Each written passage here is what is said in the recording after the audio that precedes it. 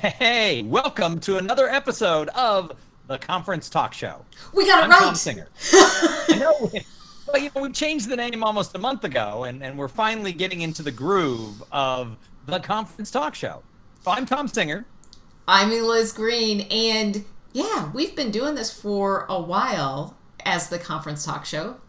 Sort of shifted to webinar talk show, and now we've shifted back to the way it should be. And, you know, Thom, I know we talked and texted over the last week about things changing, and it's starting to get kind of exciting in the meetings industry. Yeah, I'm starting to see signs in the meetings industry, in the hospitality industry, in restaurants, but I have figured out when we know the pandemic is officially over. It's when Starbucks puts the cinnamon shaker back on the counter. I got my Starbucks today, and I had to ask them to shake cinnamon on top of my latte. And someday I will have that power again, and that's when I'll believe this is all behind us. That's a good benchmark. A very good benchmark. But you know, one of the things that is changing is how do we deal with sales and marketing? Because we've crossed over from this land of what was before to what is now and going forward. And a really good friend of ours and a good friend of the Conference Talk Show has a new book coming out called The Roaring 20s, Marketing and Selling Better in the Post-Pandemic Decade. And this is so important for everybody who works in and around the meetings business, whether they're a meeting planner, whether they're a speaker, whether they're a hotelier, a vendor. We all have to sell, and we all have to get clients. And so this book is going to be awesome, and I'm really excited to have Shawna Suko back with us again for another interview. Hey, Shawna, welcome to the Conference Talk Show. Hey, it's good to be back and to see your faces. Yeah, faces are good. Soon, hopefully, we'll actually see faces in real person. Not in And our little torsos boxes. and legs and feet. Right, no more And the mullets, whole though. person. Yeah. But we will all have to wear pants again when that happens. Are you wearing pants? I'm not wearing pants. I mean, I have short pants on. I look like I live in Bermuda. I got the knee-length shorts and the coat going. You know, maybe it's just a new trend. There you go. I didn't That's right. rock this Maybe next time maybe we're my live. first keynote. Maybe my first keynote when I get back on a stage, I'll wear plaid shorts and flip-flops with my suit up top. That would be amazing. It would be a amazing. choice. I mean, It it would depends be a on the choice. conference. You know, if it's SPINCon, maybe that's okay. That's Oh, totally that okay. would It's be- good. You'd be too formal. That would be like a great rule for SPINCon. We're live in person, but let's pretend we're on Zoom. Oh my Oh. gosh. Yes. I call Oh. this the COVID mullet, where you're, business on the top and party on the bottom. So yeah, we could rock the COVID mullets at SPINCon. Like Oh, yeah. Totally good. everybody shows up, the women in nice blouses, the guys with like dress shirts on, and then just like swimsuits on Sure. the bottom. I am so writing Or- that down. Flip-flops.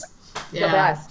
Thank you. That for the is fun. idea. Yeah. So before we dive into the book, let's put that in context. So if you don't know what SPINCon will be, Shawna is the founder of SPIN, which is the Senior Planner Industry Network. It is a group of amazing, highly qualified meeting professionals who, holy cow, just are so generous with each other and with the vendors. You know, Thom and I are considered member vendors, and we are treated with such kindness and openness in the events. If you are a meeting professional and have not joined SPIN, what are you waiting for? I don't get it. So Maybe they're Shawna, waiting how to many get years? 10 years. Shawna, you founded SPIN 10 years ago. Is that correct? No, it was 11 maybe? 13 years ago now. There's that whole block Wow. of time that we've all lost. That's, yeah. So Yeah. for those of you who may not know Shawna Suko, Shawna is a staple in both the meeting planner and the speaker world. And she is obsessed with talking to people in every industry about sales and marketing and how they can stop banging their head against the wall, trying to figure out how buyers buy. She's been on both sides of this equation. She was a meeting planner for 20 or more years. and has been speaking professionally for 7 years. And so, Shawna, we thought it would be fun to talk about your new book, The Roaring Twenties, as we move forward out of this. So what brought up the idea for The Roaring Twenties, Marketing and Selling Better in the Post-Pandemic Decade? Look what I just found. I'm happy of the book. It's crazy. It's just sitting right here. That's so weird that you brought that up. So originally this book had a different title, and the more that I have done research over where we're at and where we're headed, it's so reflective of the 1920s. And it was uncanny.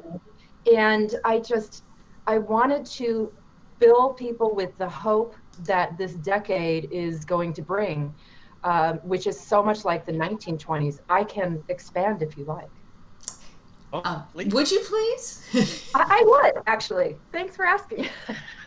So the way that I like to start this off is if you think about the women's suffragette movement, think just back to that image of women with every square inch of their body covered in dresses and big poofy hairdos and hats covering them from the sun and parasols, and they're fighting for the right for women to vote in 1918. 3 years later, flappers showing their legs, showing their arms, they cut their hair, they're smoking and drinking in public. It is a whole new era of energy and people wanting to just grab hold of life because they had just come out of their pandemic, they had come out of the war, and they're ready to just bust out. And that's how it feels to me right now, is we are all so ready to just be together again, to meet together, to bust out, to hug, to laugh collectively, to just not be secluded again, or for another year. And so there are a lot more parallels, but that's the general feeling of where we are right now. And it's going to be amazing, this renaissance that we're going through with culture and art and business and finance and the economy. We're in for such a cool time, and we get to live in it. The price was the pandemic, which sucked a lot, but our reward for that is these next several years, which is going to be amazing.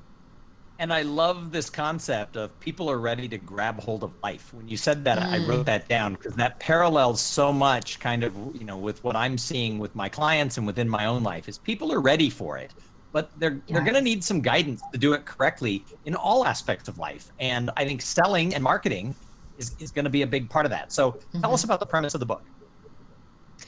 So the premise of the book is that we've all been through this collective experience, what I call the meat grinder, and we come out on the other side and we're different. There is no way that we are the same people, the same. Shawna froze. Yeah, there That's you go. She'll be back, I have no doubt. But I love this idea of. Still hear me? Oh, now we can. There she's back. Yay. Okay, where did I leave off? Pretty much into the basic premise of the book. And that's it. That explains it all. So, meat grinder. We're looking forward. Yes. So we've all been through this experience, and there's no way we're the same coming out of it that we were going in. We have realigned our values. We've reevaluated our own mortality, what's important to us. We are different people. I think we're far more human than we were beforehand with each other, in a business context that has to be reflected. Let me give an example. So we're getting solar installed at our house, random. But the guy that I had been talking to on the phone very, professionally about solar came to our house for the final signing of all the paperwork and to explain things. And he opened up his laptop and there's a picture of his family on vacation. And he goes, "Oh, that's not very professional." And I said, "That's exactly the point right now." And I had to go into my spiel.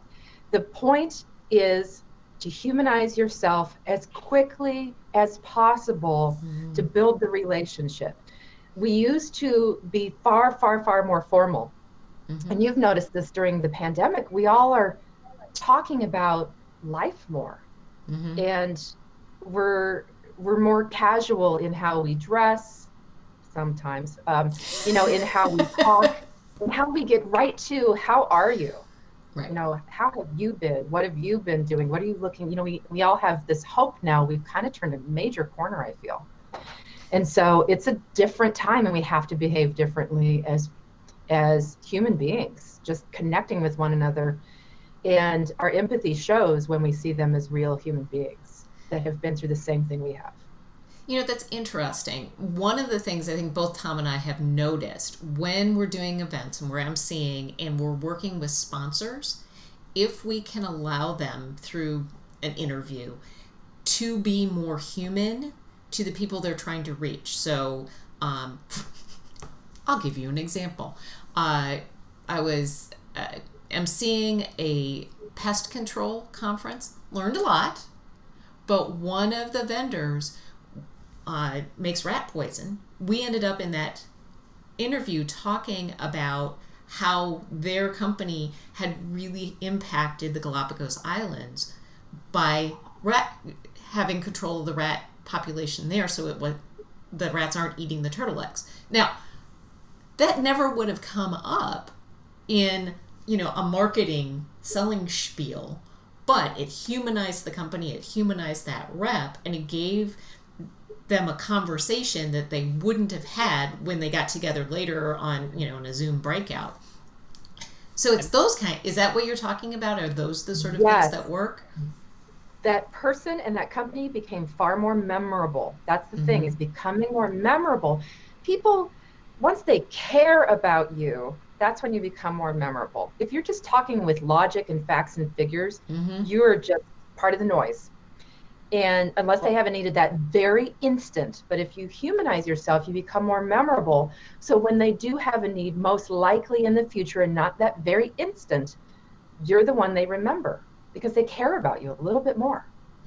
So one of the things I've learned through doing, I don't know, 100 plus of these interviews with Eliz and many others is this idea of being able to crack open people's marketing and sales facades, right? So we interview so many people and they come in and, you know, they just want to talk about their book or they just want to talk about whatever. And when you can get them through, do you want to hold up your book again there, Shawna, as I said that? No, this is my formality symbol. Like, yes, we are all very formal and professional, and let's talk about facts and figures. Exactly. Yeah. And one of the things I've started doing now that we're headed back towards live on stage, and I did this the other day at an industry event, is as the MC or even in my keynotes, bringing people onto stage and interviewing them and really asking them questions they might not always get asked, that they have to, you know, not blindsiding anybody or making them be too personal that they're not ready for, but getting people to open up. And we actually weaved it into a 2-hour program where we interviewed 3 people, one who'd been in that industry for a long time, one who'd been there 7 or 10 years, and somebody who was brand new. And in between the awards they were giving out and everything else, we did these interviews. And afterwards, people were like, God, I've never seen that before as interviews, as entertainment. But what happened is it got everybody to sort of open up and have that feel. So I love what you're talking about because that's what we're witnessing in our own worlds. I love that, Thom. And I recommend that every meeting professional who's watching this, every planner who's watching this, consider that very style if they know that they're going to have a boring corporate speaker. I remember the CFO of every organization that ever, you know, insisted on talking. Oh my gosh, they're always the most boring, sadly. Or an economist. It's very rare to find a fun economist. Turn that into an interview instead. And you'll still get the same great information. It'll just be delivered in a far more consumable way, memorable way. So have your MC do that. Make sure you have an MC and make sure that they, you know, that you reconsider your formats, because we all, our attention spans have gotten so much shorter too, thanks to Zoom fatigue. And I love that your format for this is short because nobody got time for that. No, and you know, really, you can get to really good information quickly if you know that you only have this much time. So we don't have a whole lot of time left. I'm out here marketing and selling myself. We have convention and visitors bureaus marketing now, like, hey, come here, please, come here again. what do we need to be thinking about in terms of our buyers now in the roaring 20s? Okay, well, so you gave two different examples there. For you, anybody that's selling something with a price point, like convention and visitors bureaus, they just want to attract people to the area. So I'll save that for a second.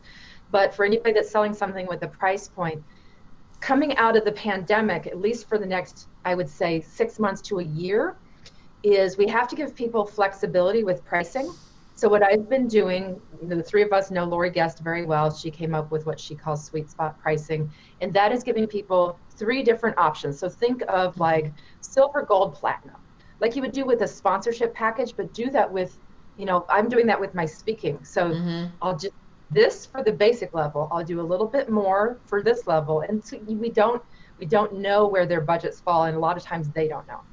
Right. Now, if you're a convention and visitors bureau or anybody that's just trying to market something, you got to rise above the noise. There's so much noise right now as everybody gets back to marketing and trying to get everybody's attention. And I think the best thing that you do that is, again, humanize your whatever it is that you're marketing, humanize your destination by interviewing your own staff, interviewing your hoteliers, interviewing people on the street, and putting those out on social media, turning those into your advertisements instead of models and perfect everything. We're not ready for perfect. I mean, none of us is wearing pants. So, we're not, you're not there. And so humanize to really capture their attention, because not many people are doing this. And you'll really stand out. You got to get their attention first before they'll even pay attention to what you're saying. So do something different. So let's take this directly to meeting professionals who are watching. So often they forget that they're actually in a sales and marketing role because their job is planning. But in reality, if you don't do sales and marketing, you're not going to have butts in seats to cover the costs and everything involved with a large conference. So what would you tell the people in our meeting planner world about what they need to do differently to be able to market and sell to get humans to come to their conference? Exactly the same thing with a little bit of a different twist, because they're marketing a meeting, is instead of marketing it, you got your fancy logo and you talk about all the facts and features and everything. Get faces. Get prominent faces with the organization, prominent faces in the attendee world, maybe somebody who everybody knows and loves, and get them to help you market it, because they will get the attention that you will not in your traditional methods. So use human beings, use their voice. Video is especially going to get more attention today than anything just print or static. Or photos. Photos are great, better than text, but video is better than photo. So capture the people whose voices you want to represent your meeting, and put those out to the masses. They'll convince others to come when there is some uncertainty still out there.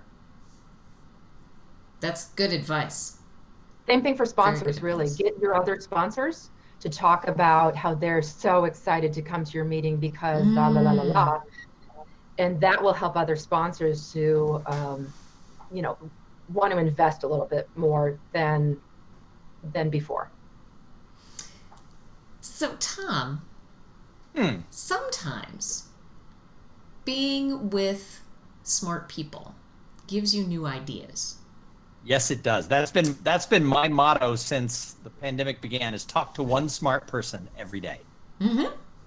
So, Shawna, you count for today. Yes, definitely. And you had a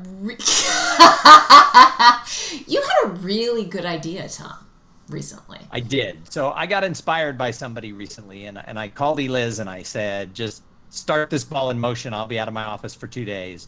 And Eliz and I have started a brand new thing that we're going to run through the summer. Then it's going to become a monthly installment here on the Conference Talk Show.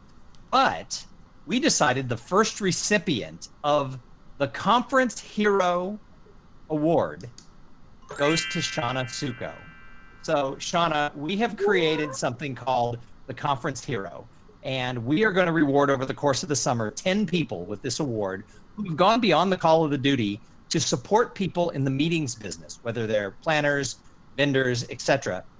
And you have, from the beginning of this, been a person who is willing to roll up their sleeves, give to the meetings industry, whoever the people are, whether they're on the vendor side, the planner side.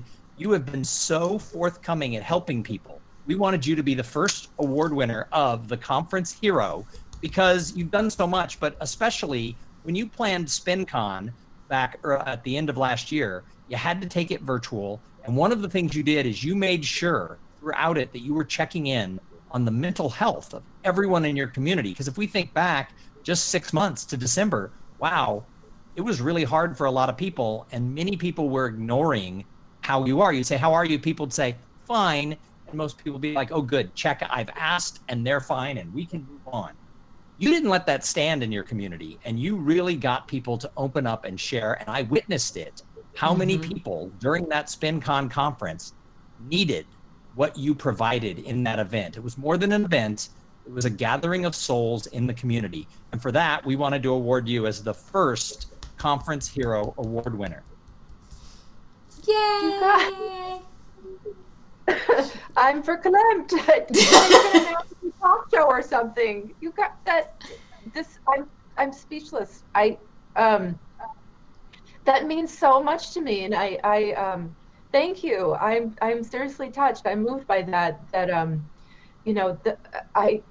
I just we all struggled. I struggled. This book took me longer to make than like making a human being child did.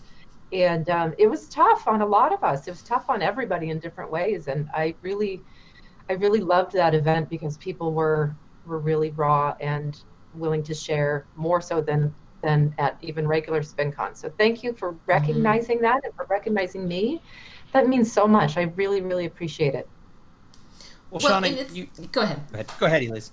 Oh, and it's more than just this year's SPINCon. The work that you do, you wouldn't be able to write the book that you have if you hadn't been giving to the meeting industry for decades. And that experience and your willingness to share it in ever so many ways, it's not just this year. This is a career of generosity and really service. So thank you for all that you've done for the meetings industry. Thank you for this. This is really, really moving and really just makes my whole year so far. Good. It could get better. I'm not saying, it could get better, but this is pretty freaking great. Thank you. Well, we're hoping that, right now it sort of feels like we're starting to kick off that Roaring 20s. Like we're starting to roar. So yeah, let's just keep turning up the volume.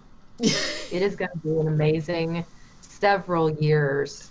It's going to be fantastic. So grab hold, get out there, grab hold of it. It's going to be a wild ride. And I'm fortunate that we get to see the upside of the pandemic. So Shawna, I have a quick question for you because we all meet people, lots of people in the meetings industry are very camaraderie oriented. They're very pro rah meetings industry, but not everybody. There's a lot of people who are divisive and, get stressed and check out and things like that. So why do you love the meetings industry? I fell into it as so many people of my age and generation did. And I love that we get to see things through all the way to the end. A lot of people don't get to see the product of their creativity come out the other end, and we get to see what we've created. We get to experience it live and see the looks on people's faces when they get a new idea or when they get recognition or, when they're together and they're just so happy. And that to me is the most gratifying thing. And I'm so glad that if I can't be a planner, that I'm still in the industry to be able to witness that. There's nothing like it.